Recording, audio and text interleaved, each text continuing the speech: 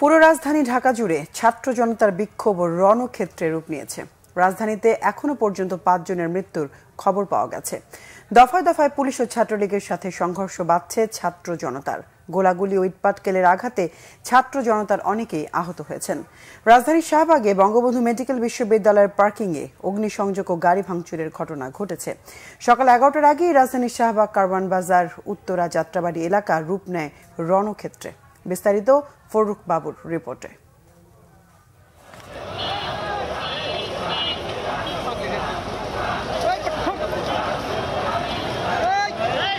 বৈষম্য বিরোধী ছাত্র আন্দোলনের ডাকে অসহযোগ কর্মসূচি বাস্তবায়নে সকাল 10টার কিছু পরেই রাজধানীর শাহবাগে বঙ্গবন্ধু শেখ মুজিব মেডিকেল বিশ্ববিদ্যালয় ও হাসপাতালের পার্কিংয়ে ছাত্র জনতার সাথে ধাওয়া পাল্টা ধাওয়া শুরু হয় ছাত্রলীগের।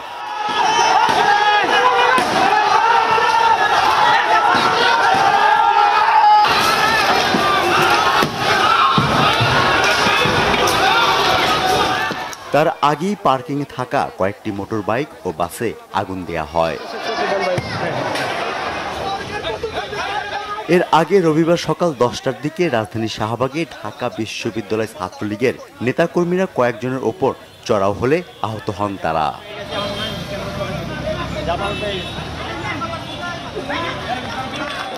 বেলা 11টা নাগাদ শাহবাগ এলাকা ছাত্র জনতা দখলে রেখে বিক্ষোভ করতে থাকে। তারা এক দফার দাবিতে রাস্তা দখলে নিয়ে অসহযোগ আন্দোলন কার্যক্রম বাস্তবায়ন করে।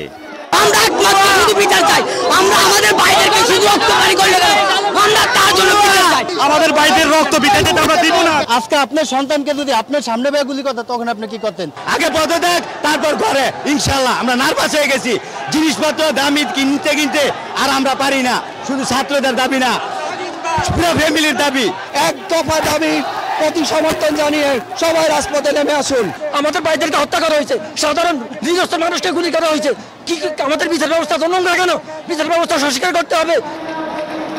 বৈষম্য বিরোধী আন্দোলনে ডাকা অসহযোগ কর্মসূচি বাস্তবায়নে শাহবাগে ছুটে আসেন নারী নেত্রীরাও। এই প্রহসন বন্ধ করতে হবে, সরকারকে পদত্যাগ করতে হবে, এটা ছাড়া আর কোনো পথ নাই। দরজা খোলা আছে বলছে বাচ্চারা বসতে চাইলে বসবে, এইদিকে দেখেন কি ম্যাসাকার করছে। শাহবাগের বিক্ষোভকারীরা পরিবাগ হয়ে বাংলা মোটর ও কারওয়ান বাজার এলাকা দখলে নেয়। সে সময় ছাত্রলীগ ও পুলিশের বাধার মুখে পড়ে ছাত্র জনতা। দুপুর 1টার পর থেকে কারওয়ান বাজার এলাকায় চলে উভয় পক্ষের ধাওয়া পাল্টা ধাওয়া। এ সময় গুলিবিদ্ধ কয়েকজন শিক্ষার্থীকে হাসপাতালে নেওয়া হয়।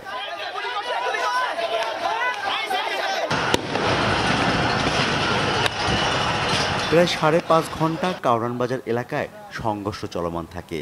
কারফিউ জারির পর সন্ধ্যা 6:30টার দিকে পুলিশ সাজোয়া যান নিয়ে গুলি ছুড়ে ছাত্র জনতাকে কারওয়ান বাজার ও বাংলা মোটর এলাকা থেকে পিছু হাঁটতে বাধ্য করে। এ সময় পুলিশের সাথে উপস্থিত থাকে ছাত্রলীগের নেতাকর্মীরা।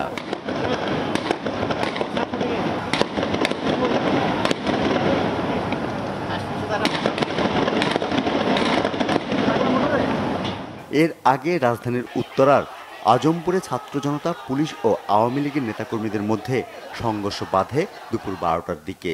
সে সময় আওয়ামী লীগের নেতাকর্মীদের ধাওয়া দেয় বিক্ষোভকারীরা। তারা ঢাকা ময়মনসিংহ মহাসড়ক অবরোধ করে। এদিকে রাজধানীর আফতাবনগর এলাকায় সকাল 11টার দিকে বেসরকারি বিশ্ববিদ্যালয়ের ছাত্ররা জড়ো হতে থাকে। বেলা বাড়ার সাথে সাথে বাড়ে তাদের উপস্থিতিও। ছাত্রদের সাথে যোগ দেন অভিভাবকরাও। দুপুর 12টার দিকে বিভিন্ন গলি থেকে ছাত্রলীগের নেতাকর্মীরা প্রধান সড়কে আসতে চাইলে প্রতিরোধ গড়ে তোলে শিক্ষার্থীরা। এক পর্যায়ে রামপুরা ব্রিজ, বাড্ডা, বনশ্রী, আফতাবনগর এলাকায় ছড়িয়ে যায় বৈষম্য বিরোধী আন্দোলনের সমর্থকরা। বেলা 11টার দিকে সায়েন্স ল্যাব এলাকায় ছাত্র জনতা অবস্থান নেয়। পরে সেখানে মিছিল নিয়ে আসে ছাত্রলীগের নেতাকর্মীরা। ফরুক বাবু, বাংলা ভিশন, ঢাকা।